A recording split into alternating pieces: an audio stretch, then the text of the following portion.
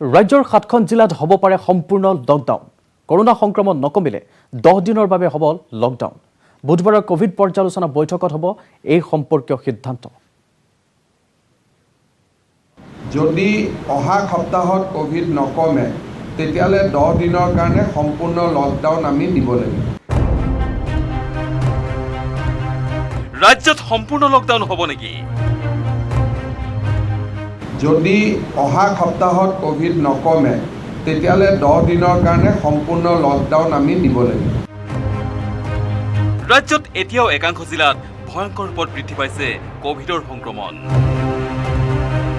গুৱাহাটীত কোভিডৰ হাৰ নিম্নগামী হ'লেও ৰাজ্যৰ মধ্য আৰু প্ৰান্তীয় জিলাসমূহত এতিয়াও বৃদ্ধি পাই আছে কোভিড আক্ৰান্তৰ সংখ্যা। কোভিডৰ বৰ্ধিত সংক্ৰমণৰ প্ৰতি লক্ষ্য ৰাখি মুখ্যমন্ত্ৰী হিমন্ত বিশ্ব শৰ্মাই ক'লে এসপ্তাহৰ ভিতৰত যিবোৰ জিলাত সংক্ৰমণ নকমে তাত 10 দিন সম্পূৰ্ণ লকডাউন দিয়াৰ বিবেচনা কৰিব ৰাজ্য চৰকাৰে। যদি অহা সপ্তাহত কোভিড নকমে তেতিয়ালে 10 দিনৰ কাৰণে সম্পূৰ্ণ লকডাউন আমি দিব লাগিব। য'ত য'ত কোভিডৰ পৰিমাণ নকমিব, এতিয়া যেনেকৈ যোৱা আজি 3 দিনৰ পৰা বিশ্বনাথ জিলাত বহুখিনি বাঢ়িছে। বুধবাৰে পৰ্যালোচনা কৰাৰ পিছতেই এই সিদ্ধান্ত গ্ৰহণ কৰিব ৰাজ্য চৰকাৰে। 10 দিনৰ কাৰণে সম্পূৰ্ণ লকডাউন আমি দিব লাগিব। য'ত য'ত কোভিডৰ পৰিমাণ নকমিব, এতিয়া যেনেকৈ যোৱা আজি 3 দিনৰ পৰা বিশ্বনাথ জিলাত বহুখিনি বাঢ়িছে। গতিকে এই এছেছমেণ্টটো আমি বুধবাৰে কৰিম।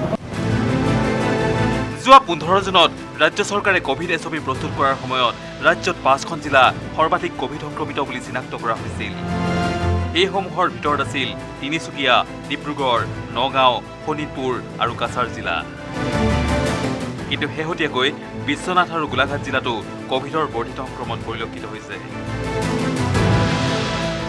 এই 7খন জিলাৰ কোভিড সংক্ৰমণৰ হাৰক বিশেষভাৱে লক্ষ্য কৰিব ৰাজ্য চৰকাৰে। কিন্তু লক্ষণীয়ভাৱে কোভিড সংক্ৰমণৰ এনে ভয়াৱহতা পৰিলক্ষিত হোৱা স্বত্তেও এনে জিলাসমূহত ৰাইজৰ মাজত দেখা গৈছে সজাগতাৰ অভাৱ। Bureau report, news 18 Assam North east.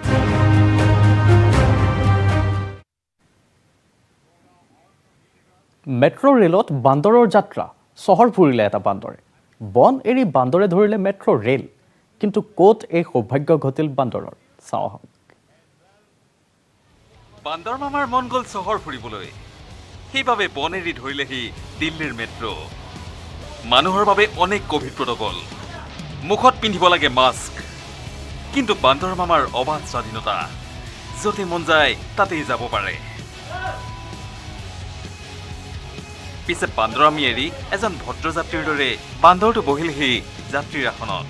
अरे काट देगा वो छिड़ जाएगा तो काटने लग जाएगा। সহযাত্ৰীৰ গাত হাত থৈ অতি শান্তভাৱে গ'ল বহু দূৰ। মাজে মাজে মন গ'লে খিৰিকীৰে চাই বাহিৰৰ পৃথিৱী। बंदर को भी मास्क पहना दो। এই দৃশ্য ৰাজধানী দিল্লীৰ। শনিবাৰে বিয়লি যমুনা বেংক মেট্ৰ'ত উঠি পিছৰ ষ্টেচন ইন্দ্ৰপ্ৰস্থত নামি যায় এই বান্দৰটো। पालतू नहीं है, पालतू। এই যাত্ৰাৰ সময়ত এজনো যাত্ৰীৰ ক্ষতি নকৰিলে এই ভদ্ৰ বান্দৰটোৱে। Bureau report, news 18 Assam North East. बंदर पकड़ने वालों को बुलाया नहीं। ধেমাজিৰ অসম অৰুণাচল সীমান্তৰ মা মালিনী থানত মুখ্যমন্ত্ৰী ডক্টৰ হিমন্ত বিশ্ব শৰ্মা। মালিনী মন্দিৰলৈ আহি মাৰ পূজাত ব্যস্ত হ'ল মুখ্যমন্ত্ৰীগৰাকী। মালিনী থানৰ উন্নয়নত গুৰুত্ব দিব অসম আৰু অৰুণাচল চৰকাৰে। ইতিমধ্যে দুয়ো ৰাজ্যৰ 2 জিলা উপায়ুক্তৰে হৈছে আলোচনা। উজনি অসম ভ্ৰমণৰত মুখ্যমন্ত্ৰীগৰাকীয়ে আজি গেৰুকামুখস্থিত NHPCৰ গেষ্ট হাউচত নিশাটো কটাব।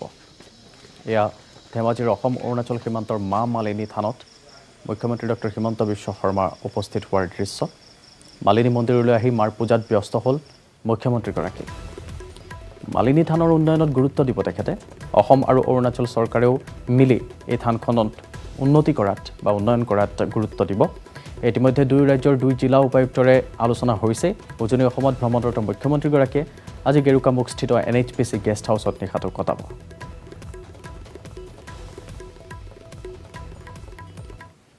মোৰ মনেদি যে মালিনী থানখন যিমান হয় ইয়াত অসম অৰুণাচল বুলি কথা নাই, মাৰে জাগা। গতিকে মই 2গৰাকী ডিচিকে কৈছোঁ যে অসম আৰু অৰুণাচল বুলি নাভাবি কেনেকৈ মালিনী থানখন ভাল কৰিব পাৰি তাৰ কাৰণে চেষ্টা কৰক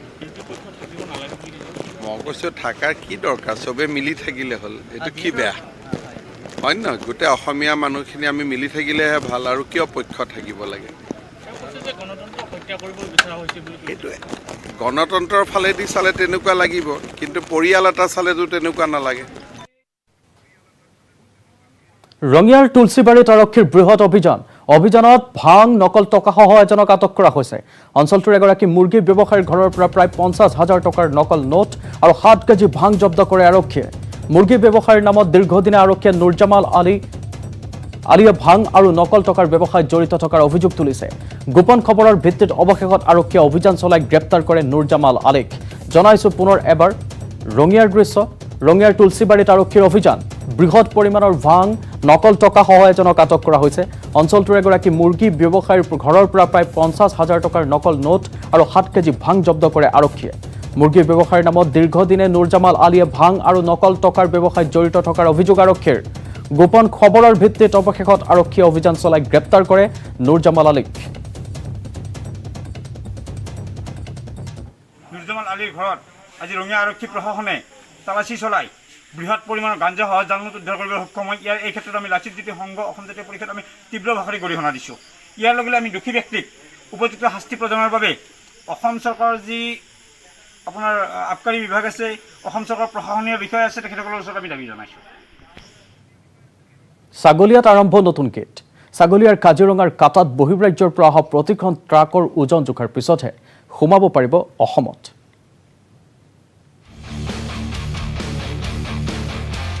ছাগলীয়াত নতুন গেট বহালে পৰিবহণ বিভাগে প্ৰতিখন ট্ৰাকে পৰিবহণ বিভাগৰ চেক গেট পাৰ হৈহে প্ৰৱেশ কৰিব পাৰিব অসমত প্ৰৱেশ কৰা প্ৰতিখন মালবাহী ট্ৰাক এতিয়া যাব লাগিব পৰিবহণ বিভাগৰ বিষয়াৰ ওচৰলৈ কিয়নো ট্ৰাক প্ৰৱেশৰ ক্ষেত্ৰত টাস্ক ফ'ৰ্চ গঠন কৰিছে আৰু সেই অনুসৰি ছাগলীয়াত তেওঁলোকে প্ৰথমে গাড়ীসমূহ তেওঁলোকে কাটা কৰিব লাগিব তাৰ পিছতে অসমত প্ৰৱেশ কৰিব পাৰিব ট্ৰাকৰ অভাৰলোডৰ সিন্ডিকেট ৰুধিবলৈ ধুবুৰীৰ জিলা উপায়ুক্তৰ নিৰ্দেশত ছাগলীয়াৰ কাজিৰঙাত পৰিবহণ বিভাগে বহুৱালে চেক গেট 24 ঘণ্টাই পৰিবহণ বিভাগৰ নজৰত থকা গেটখনেৰে নিতৌ 200ৰো অধিক ট্ৰাকে প্ৰৱেশ কৰিছে অসমত লোৱা হৈছে জৰিমনাও পৰিবহণ বিভাগৰ বিষয়াই ক'লে এই কথা যিখিনি গাড়ী আমি চেক কৰি আছোঁ এইখিনি কাটা হ'ব যদি অভাৰলোড থাকে আমি অনলাইন কেছ লৈ আছোঁ আৰু তেওঁলোকে দ্বিতীয় অফিচত গৈ পেলাই ফাইনটো দি পেলাই ইয়াৰ পৰা গাড়ী ৰিলিজ কৰি যাব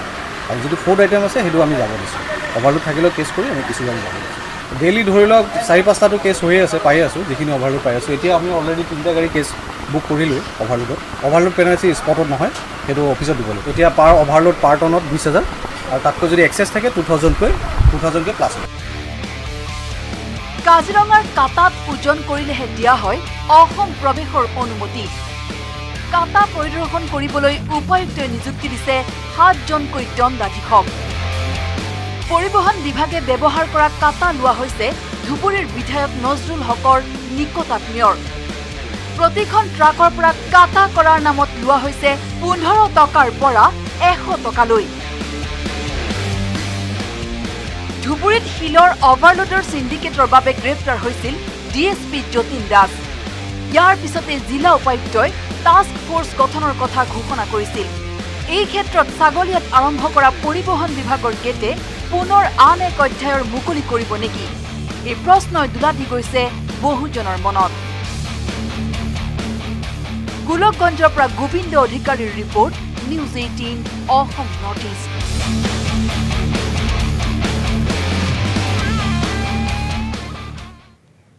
দুমাহৰ ভিতৰতে কৰোনাৰ তৃতীয়টো ঢৌৱে কঁপাব দেশ কোভিডৰ তৃতীয়টো ঢৌৱে মোকাবিলা কৰিবলৈ কেনেদৰে প্ৰস্তুত আছে ৰাজ্য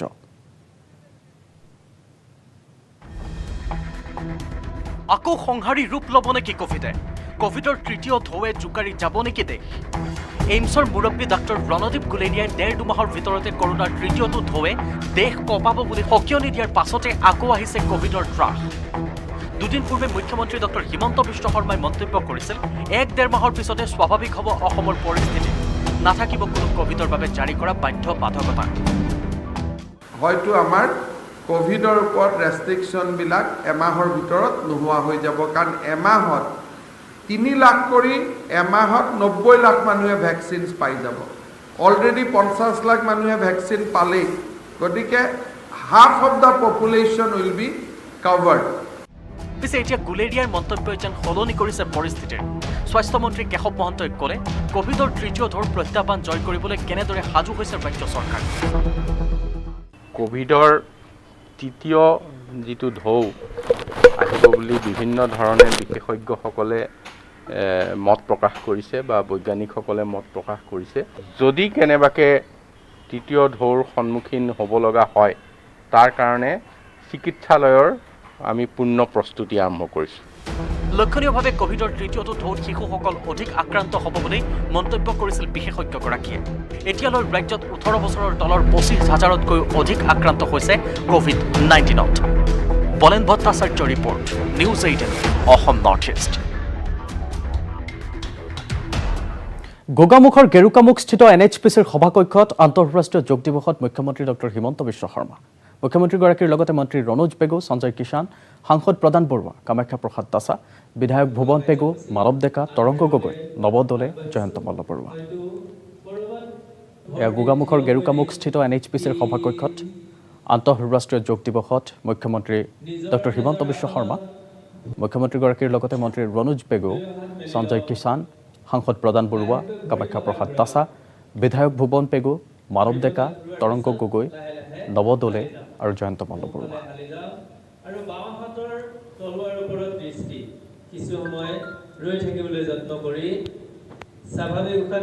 দৃশ্য দেখুৱাইছোঁ গোগামুখৰ গেৰুকামুখৰ NHPCৰ সভাকক্ষত আন্তঃৰাষ্ট্ৰীয় যোগ দিৱস, য'ত অংশগ্ৰহণ কৰিছে মুখ্যমন্ত্ৰী ডক্টৰ হিমন্ত বিশ্ব শৰ্মাই। তেওঁ সংগ দিছে কেইবাগৰাকীও সাংসদ বিধায়কে। মই 7ম আন্তঃৰাষ্ট্ৰীয় যোগ দিৱস উপলক্ষে অসমবাসী ৰাইজক শুভেচ্ছা আৰু অভিনন্দন জনাইছোঁ। যোগে শৰীৰ আৰু মনৰ মাজত এটা সন্তুলনৰ সৃষ্টি কৰে, সুস্থ সিদ্ধান্ত ল'বলৈ সহায় কৰে, আমাৰ শৰীৰক নিৰোগী কৰি ৰাখে। সেইবাবে যোগক এটা দৈনন্দিন জীৱনৰ অভ্যাসলৈ ৰূপান্তৰ কৰাৰ বাবে মই সমূহ ৰাইজক অনুৰোধ কৰিছোঁ। ভুলৰ প্ৰায়শ্চিত্ত কৰিবলৈ সাজু ৰূপজ্যোতি কৰ্মী। কংগ্ৰেছত থকাৰ সময়ত হকে বিহকে বিজেপিৰ বিৰুদ্ধে উদ্ভট আচৰণ কৰিছিল ৰূপজ্যোতি। গেৰুৱা বসন পিন্ধাৰ পূৰ্বে সেই ভুলৰ ক্ষমা ভিক্ষা মাগিব সদ্য কংগ্ৰেছ ত্যাগী প্ৰাক্তন বিধায়কজনে। কংগ্ৰেছত থকাৰ সময়ত কৰা ভুলৰ প্ৰায়শ্চিত্ত কৰিব ৰূপজ্যোতি কৰ্মীয়ে। প্ৰথমে হাতজোৰ কৰি সেৱা, তাৰ পিছতেই সেৱা জনাব চৰণ চুই। তাতো সন্তুষ্ট নহলে বিজেপি RSS নেতৃত্বৰ সন্মুখত আঁঠু ল'ব বিধায়ক পদ আৰু কংগ্ৰেছৰ পৰা সদ্য পদত্যাগী ৰূপজ্যোতি কৰ্মীয়ে। স্বাভাৱিক হাতজোৰ কৰিম, হয়তো আঁঠু কাঢ়িব লাগিব, সেৱা কৰিব লাগিব, যি কৰিম সমষ্টিৰ মইনা সমষ্টিৰ ৰাইজৰ উন্নয়নৰ বাবে আঁঠু কাঢ়িম, হাত জোৰিম। অসমৰ ৰাইজৰ কাৰণে সেৱা কৰিবলৈ যেতিয়া আগবাঢ়ি আহিছোঁ, মই হাতো জোৰিম, ইয়াৰ প্ৰয়োজন সাপেক্ষে আঁঠু কাঢ়ি পেলাই সেৱা ল'ম। সোমবাৰে লখিমপুৰস্থিত NHPCৰ গেষ্ট হাউচত মুখ্যমন্ত্ৰী আৰু ৰাজ্যিক বিজেপিৰ সভাপতিৰ উপস্থিতিত বিজেপিত যোগদান কৰিব ৰূপজ্যোতি কৰ্মীয়ে। গেৰুৱা বসন পিন্ধাৰ আগতে পূৰ্বে কৰা ভুলৰ প্ৰায়শ্চিত্তৰ বাবে সাজু ৰূপজ্যোতি কৰ্মী। অহাকালি সোমবাৰ 21 তাৰিখ পুৱা 10:04 বজাৰ আগে মই ভাৰতীয় জনতা পাৰ্টিত অসমৰ মাননীয় মুখ্যমন্ত্ৰী ডক্টৰ হিমন্ত বিশ্ব শৰ্মাৰ উপস্থিতিত বিজেপি দলত যোগদান কৰিম। মইনা সমষ্টিৰ ৰাইজৰ আশীৰ্বাদ, লগতে অসমবাসীৰ ৰাইজৰ আশীৰ্বাদ মই কামনা কৰিছোঁ। প্ৰায়শ্চিত্ত কৰিব লাগিব আৰু হয়ো মই নিয়মতে আগতে যাব লাগিছিল। এটা সময় মই মানে অপচয় কৰিলোঁ কংগ্ৰেছ দলত থাকি। কংগ্ৰেছত থকাৰ সময়ত সময়ে সময়ে উদ্ভট আচৰণেৰে বিজেপিৰ চকুৰ ফুটা দাঁতৰ হৈ পৰিছিল এইজন ৰূপজ্যোতি কৰ্মী। আনকি বিজেপিত যোগ দিয়া কংগ্ৰেছৰ প্ৰতিও ৰূপজ্যোতিয়ে কৰিছিল দৃষ্টিকটু মন্তব্য। আৰু সেইবোৰ কথাই এতিয়া মনোকষ্ট দিছে সদ্য কংগ্ৰেছ ত্যাগী প্ৰাক্তন বিধায়কগৰাকীক।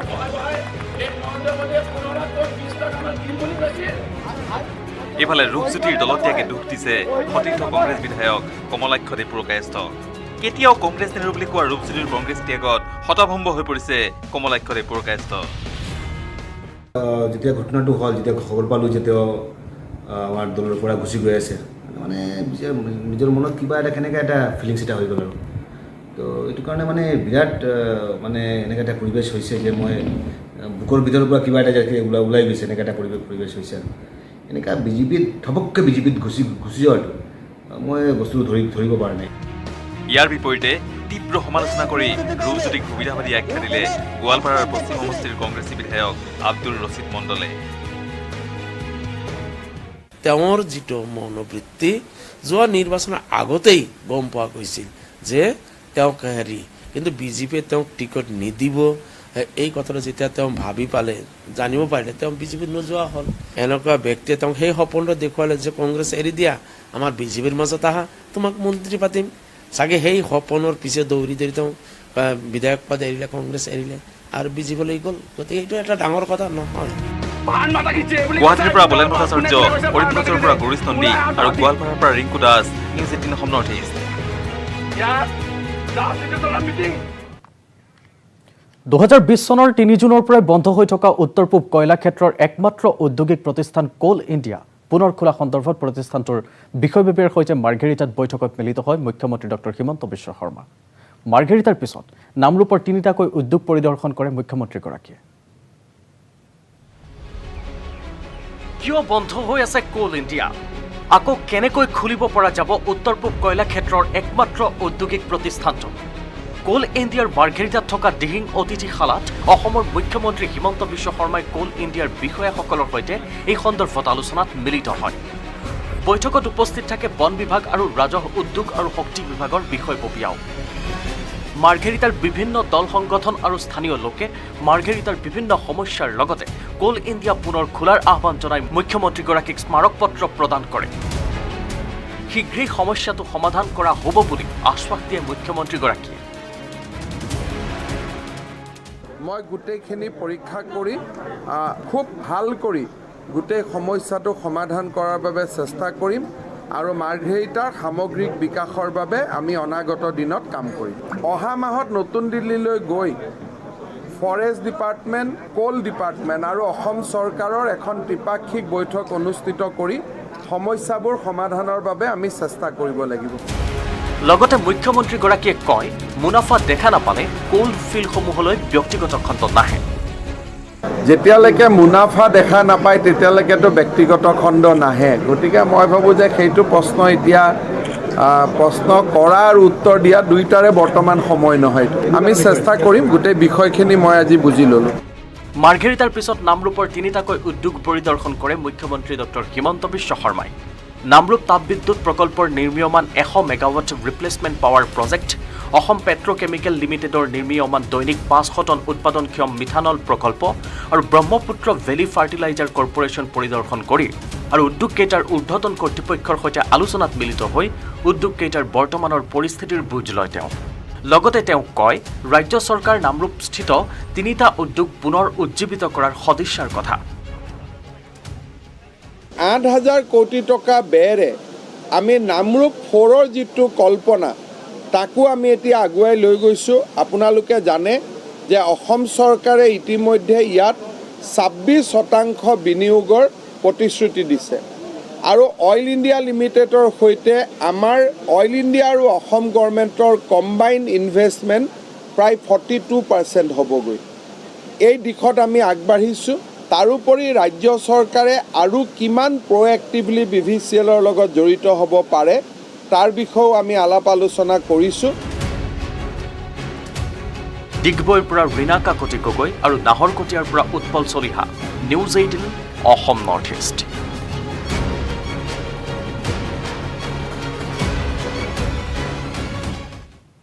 দীৰ্ঘদিনীয়া উদ্বিগ্নতা তথা প্ৰতীক্ষাৰ অন্তত যোৰহাটস্থিত অসম মহিলা বিশ্ববিদ্যালয়লৈ আহিছে ভাল খবৰ। অচিৰে বিশ্ববিদ্যালয়খনৰ মূল সমস্যাকেইটা সমাধান কৰি আন্তঃগাঁথনি উন্নয়নকে ধৰি অন্যান্য কাম কাজসমূহ সুচাৰুভাৱে কৰা হ'ব বুলি আশ্বাস দিছে শিক্ষামন্ত্ৰী ৰণোজ পেগুৱে।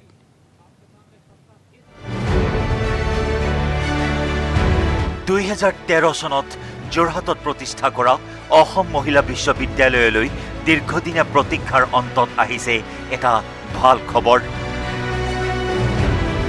এখন পূৰ্ণাংগ বিশ্ববিদ্যালয়ৰ ৰূপ লাভ কৰাৰ পৰা বঞ্চিত হৈ থকা বিশ্ববিদ্যালয়খনৰ মূল সমস্যাসমূহ সমাধান হোৱাৰ পথত আগবাঢ়িছে। বিশ্ববিদ্যালয়খন প্ৰতিষ্ঠা কৰা আইনখনত থকা ত্ৰুটি আৰু বিশ্ববিদ্যালয়ৰ কাম কাজসমূহ আগবঢ়াই নিয়াৰ বাবে থকা বিধিখন অসম্পূৰ্ণ হৈ থকাৰ বাবে বিশ্ববিদ্যালয়খনৰ কাম কাজসমূহ হৈ উঠা নাছিল বুলি জানিবলৈ দিয়ে শিক্ষামন্ত্ৰী ডক্টৰ ৰণোজ পেগুৱে। শনিবাৰে শিক্ষামন্ত্ৰীগৰাকী অসম মহিলা বিশ্ববিদ্যালয়ত উপস্থিত হৈ শিক্ষকসকলৰ সৈতে এক আলোচনাত মিলিত হয়। অহা 10 দিনৰ ভিতৰত সেই আইনৰ সংশোধনীৰ ওপৰত আৰু বিশ্ববিদ্যালয়খনৰ নিৰ্দিষ্ট বিধিৰ ওপৰত কেবিনেটত অনুমোদন জনোৱা হ'ব বুলিও জানিবলৈ দিয়ে শিক্ষামন্ত্ৰীগৰাকীয়ে। ইয়াৰ পিছতেই জুলাইত অনুষ্ঠিত হ'বলগা বিধানসভাৰ অধিৱেশনত এই বিলসমূহত অনুমোদন জনোৱা হ'ব বুলি প্ৰকাশ কৰে শিক্ষামন্ত্ৰীগৰাকীয়ে। 2013 চনতে প্ৰতিষ্ঠা হোৱা অসম মহিলা বিশ্ববিদ্যালয় যোৱা দীৰ্ঘদিন ধৰি বিভিন্ন সমস্যাৰ কাৰণে গেথেলা মাৰি আছিল, আগবাঢ়িব পৰা নাছিল। আইনখনতে কিছু ত্ৰুটি আছিলে, গতিকে এতিয়া আইনখন সংশোধনীৰ ব্যৱস্থা এই চৰকাৰখনে কৰিছে আৰু তাৰ পাছতে ইয়াৰ কামখিনি আগুৱাই নিয়াৰ কাৰণে যিখন বিধি সেইখনো সম্পূৰ্ণ হোৱা নাছিলে, সেই বিধিখনো আমি অহা এটা সপ্তাহ বা 10 দিনৰ ভিতৰত সম্পূৰ্ণ কৰিম আৰু বিশ্ববিদ্যালয়খনক আমি সুন্দৰভাৱে আগুৱাই লৈ যাম।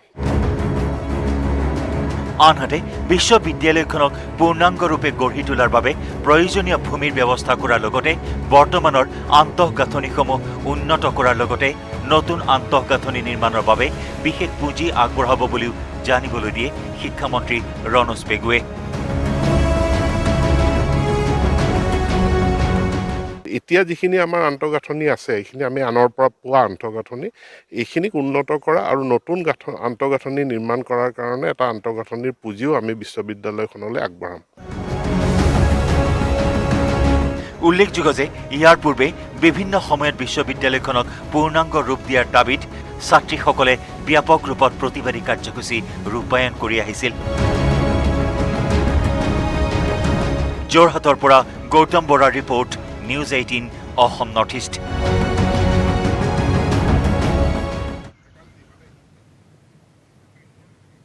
আৰু ইয়াৰ লগে লগে গুড মৰ্ণিং 18ৰ পৰা মই কৃপাঞ্জলে বিদায় লৈছোঁ। নমস্কাৰ।